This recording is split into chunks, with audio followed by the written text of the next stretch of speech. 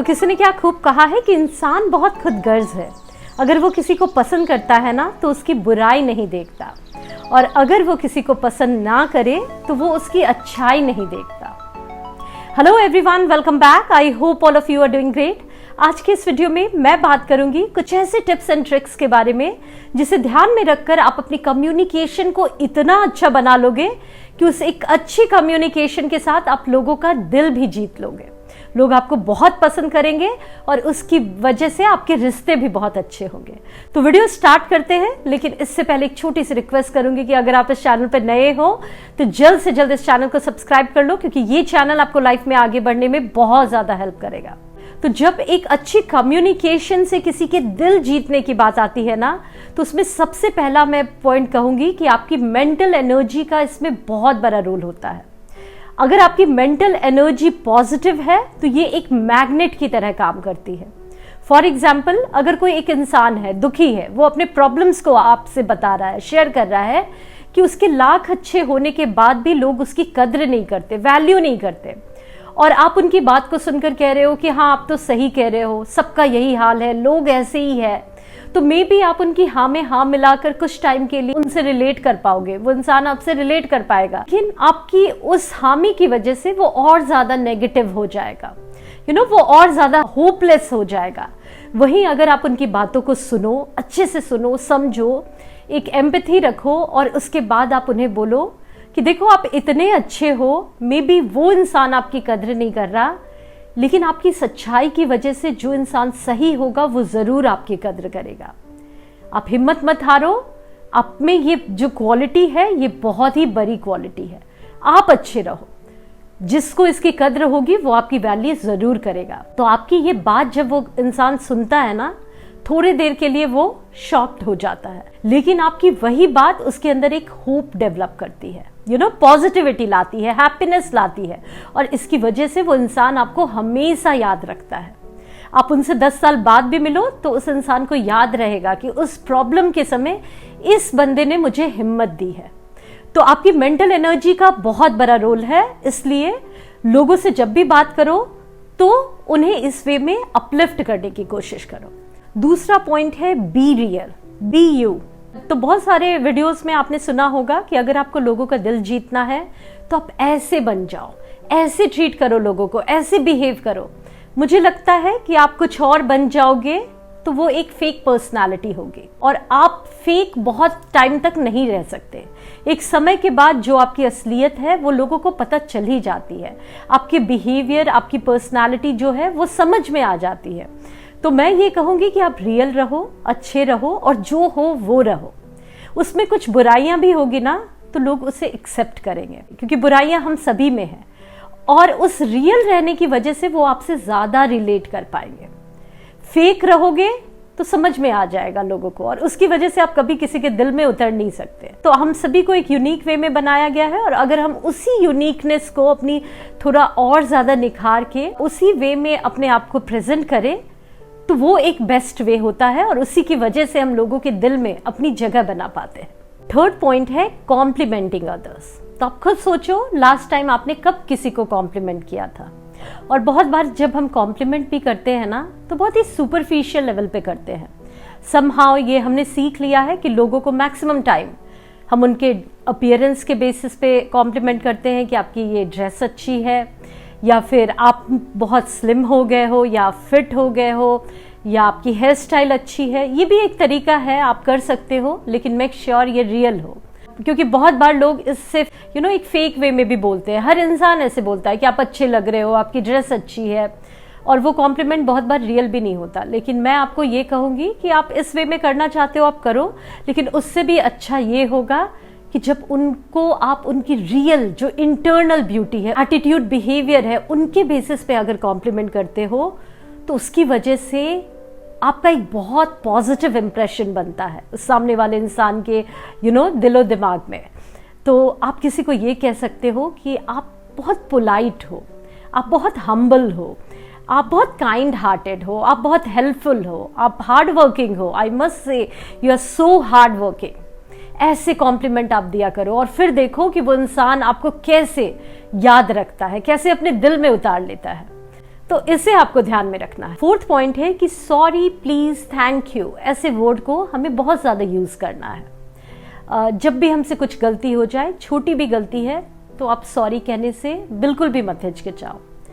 कोई इंसान ऐसा है, आपसे छोटा भी है, लेकिन आपको लग रहा है कि मैं इतने बड़े पोस्ट पे होके या फिर उम्र में बड़ा होके सॉरी कैसे बोलूं, तो ऐसा नहीं है। आपकी उम्र कुछ भी हो, ओहदा कुछ भी हो, गलती अगर आपसे हुई है और आप अगर सॉरी कहते हो तो इसकी वजह से आपकी रिस्पेक्ट और ज़्यादा बढ़ जाती है। कोई आपको हेल्प करे तो उसे थैंक्स कहो, और सिर्फ कहने के लिए नहीं, आपकी बॉडी लैंग्वेज से भी वो शो होना चाहिए। आपकी आंखों में वो वो चमक होनी चाहिए। जब कोई हमें हेल्प करता है तो हमारे चेहरे पे कैसी खुशी आ जाती है, वो चमक होना चाहिए। बहुत सारे लोग ऐसे कैजुअल वे में कहते हैं थैंक यू, सॉरी, प्लीज, लेकिन वो उतना इम्पैक्टफुल नहीं होता। तो जो भी बोलो उसे उसके साथ अपने इमोशन को भी ऐड कर दो। किसी से कोई हेल्प चाहिए तो प्लीज कह के, रिक्वेस्ट करके आप उनसे वो हेल्प लो। ये बहुत ही पोलाइट वे है कि आप क्या मेरे लिए ये कर सकते हो, प्लीज़ आप मेरे लिए ये कर दो ना, ये काम मेरा कर दो ना। ऐसे अगर आप बोलते हो ना तो इससे आपकी अपब्रिंगिंग का भी पता चलता है। लगता है कि आपको एक अच्छे वे में ग्रो किया गया है। इससे पता चलता है कि आपको पाला नहीं गया है, आपकी परवरिश की गई है। तो सोचो, आपकी एक इम्प्रेशन आपके पीछे बैठे लोगों के बारे में भी बताती है। तो बेटर है ना कि ये छोटी मोटी चीजों को हम ध्यान में रखकर उनकी भी इज्जत बढ़ा दें। है हैव एम्पैथी, और एम्पैथी रखने का एक सबसे अच्छा तरीका ये भी है कि आप लोगों को सुनो। हमेशा अच्छा बोल के ही आप लोगों के दिल नहीं जीत सकते। बहुत बार जब आप लोगों को सुनते हो तो लोग आपको अपनी दिल में उतार लेते हैं, क्योंकि आप खुद सोचो सुनने वाले कितने ही लोग हैं, और बहुत सारे लोग तो प्रिटेंड भी करते हैं कि वो सुन रहे हैं, लेकिन वो सुनते नहीं हैं। तो अगर आप किसी की बातों को गौर से सुनो, उसके पेन को भी फील करो। अगर वो इंसान आपसे कुछ अपनी बातें शेयर कर रहा है तो उसके लिए एम्पैथी रखो। कभी आप उन्हें कुछ चीज़ें सजेस्ट कर सकते हो, अपलिफ्ट कर सकते हो, और कभी कभी कुछ ना करो, बस उन्हें सुनो। ये चीज़ें हर इंसान को बहुत अच्छी लगती है, और इसकी वजह से वो इंसान आपको अपनी दिल में उतार लेता है, आप उसके बहुत चहेते हो जाते हो। तो लोगों के लिए एम्पैथी रखना बहुत इंपॉर्टेंट है। अनफॉर्चुनेटली जब हमसे कोई अपनी पेन बताता है तो हमें लगता है कि ये इंसान ऐसे ही रोंदू है, ये हमेशा कुछ ना कुछ प्रॉब्लम लेके आता है, या फिर इसकी तो हैबिट ऐसी है। लेकिन हर बार ऐसा सही नहीं होता। बहुत बार लोग सच में पेन में होते हैं और वो आपको अपना समझ के अपने प्रॉब्लम्स को शेयर करते हैं। इस समय हमारा ये फर्ज बनता है ना कि लोगों को सुनो। उसके बाद तो आप अपनी लाइफ को देखोगे, वो इंसान अपनी लाइफ को देखेगा। लेकिन जब ऐसी कन्वर्सेशन हो रही है उस समय भी हम लोगों को ना सुने, ना समझे और उनके लिए एक सिंपैथी ना रखे, एम्पैथी ना रखे, तो ये बिल्कुल भी अच्छा नहीं है। ये कहीं से ह्यूमैनिटी भी नहीं है। तो इसका होना, लोगों पे बिलीव करना बहुत इंपॉर्टेंट है। इसे आप हमेशा ध्यान में रखना। नेक्स्ट है आपकी बॉडी लैंग्वेज। तो बॉडी लैंग्वेज का भी बहुत बड़ा रोल होता है ना। बहुत सारे वीडियोस में मैंने कहा है कि जब भी आप किसी से बात करो अपनी एक स्माइली फेस रखो, एक जेन्युइन से स्माइल अपने चेहरे पे रखो। ये सच में बहुत काम करता है, लेकिन आपको सिचुएशन को भी समझना है।